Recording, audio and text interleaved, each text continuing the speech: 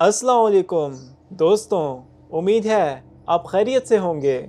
आज की कहानी हमारी बहुत ही दिलचस्प है।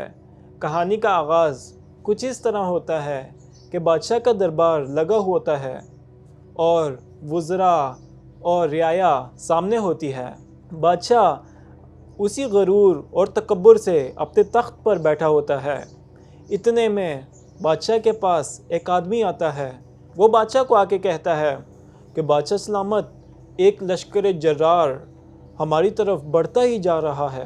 वो हमारी सरहद के बहुत करीब है और अनकरीब वो हम पे हमला कर देगा। तो बादशाह सलामत ये सुनकर बहुत खौफज़दा हो जाता है और उसी डर की वजह से और उसी घबराहट की वजह से वो कँपकँपाने लगता है। इतने में उसके सर से उसकी बादशाहत, उसके गरूर और उसके तकब्बुर का जो ताज होता है वो ज़मीन पर गिर जाता है। ये मंज़र सामने रियाया और वज़रा भी देख रहे होते हैं। दोस्तों, कहानी को आगे बढ़ाने से पहले मैं आपको बताता चलूँ, ये वो बादशाह है कि जिसने खुदाई का दावा किया था, जो लोगों को कहता था मैं ही खुदा हूँ, मैं ही तुम्हारा आका हूँ, मैं ही बादशाह हूँ। ये वो लोगों पर बहुत जुल्म किया करता था और जो इसे नहीं मानते थे उन्हें कत्ल कर देता था। तो जब इसके सर से ताज ज़मीन पर गिरता है, ये मंज़र एक आदमी भी देख रहा होता है। उसको ख्याल आता है, ये तो ख़ुद को खुदा समझता था, ये तो कहता था मैं किसी से नहीं डरता, मैं तो नाउज़ बिल्लाह खुदा का दर्जा रखता हूँ, मैं सब कुछ कर सकता हूँ। तो ये अगर सब कुछ कर सकता था तो इसके सर से ताज कैसे गिर गया? वो इसी कश्मकश में घर गया और सोचने लगा, क्या वाकई में ये हमारा खुदा है? वो यही सवाल जवाब खुद से कर रहा था। कुछ दिन गुजरे, उसके कुछ दोस्त उसके घर आए। उसने ये बात अपने दोस्तों को भी बताई। अगर ये बादशाह हमारा खुदा होता तो ये उस दिन इतना डर क्यों गया था, ये कँपकँपा क्यों रहा था और इसके सर से ताज क्यों गिर गया था? तो उसके दोस्त भी हैरान हो जाते हैं, कहते हैं हाँ तुम तो सही कह रहे हो, ये अगर हमारा खुदा है तो खुदा तो ना तो सोता है ना तो खाता है, वो तो किसी से नहीं डरता, वो तो खुद खुदा होता है, वो क्यों किसी से डरेगा? तो ये 5 या 6 लोगों की एक जमात बन जाती है जो एक बात पर मुत्तफिक हो जाती है।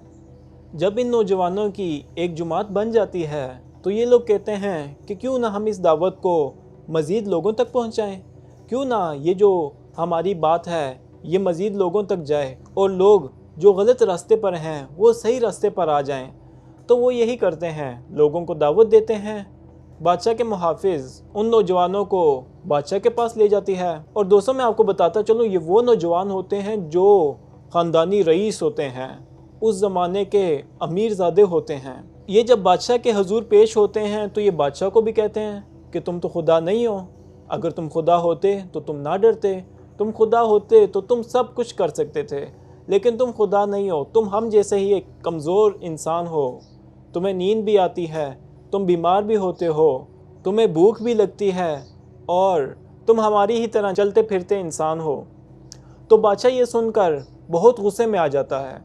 उसे तो अपनी खुदाई का तकब्बुर होता है, चूँकि ये नौजवान भी बादशाह के करीबी होते हैं और बहुत रईस होते हैं।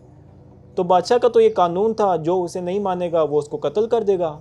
लेकिन बादशाह इनको मोहलत देता है, कहता है जाओ, तुम्हें 1 हफ़्ते की मोहलत देता हूँ, तुम मेरे ईमान पर आ जाओ, तुम मेरे दीन पर आ जाओ और मेरा हुक्म मानो और मुझे ही खुदा समझो।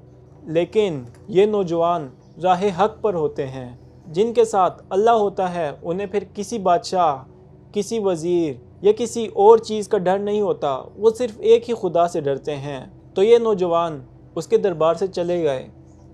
और दोस्तों, मैं आपको बताता चलूँ, इन नौजवानों की जो उम्रें थी वो 20 से 30 साल के दरमियान थी।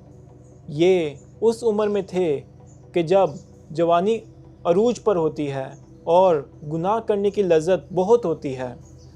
लेकिन इन्होंने अपने नफ्स पर काबू पाया, इन्होंने अपनी ख्वाहिशात को तर्क किया और ये दीन हक़ पर चले। तो किस्सा मुख्तसर, ये लोग वापस घर आते हैं और ये लोग सोचते हैं कि अगर इस बादशाह के दीन को मानते हैं तो हमसे हमारी खुदाई जाएगी, और अगर अल्लाह को मानते हैं तो ये बादशाह हमसे हमारी जान ले लेगा। तो इनको ख्याल आता है क्यों ना हम इस बस्ती को ही छोड़ दें। तो फैसला ये होता है कि हम इस बस्ती को ही छोड़ देंगे। वो लोग निकल पड़ते हैं अपने अपने घरों से وہ اپنا گھرو بار، اپنا مال و دولت اور اپنا سب کچھ چھوڑ دیتے ہیں اور اللہ کی راہ میں نکل پڑتے ہیں۔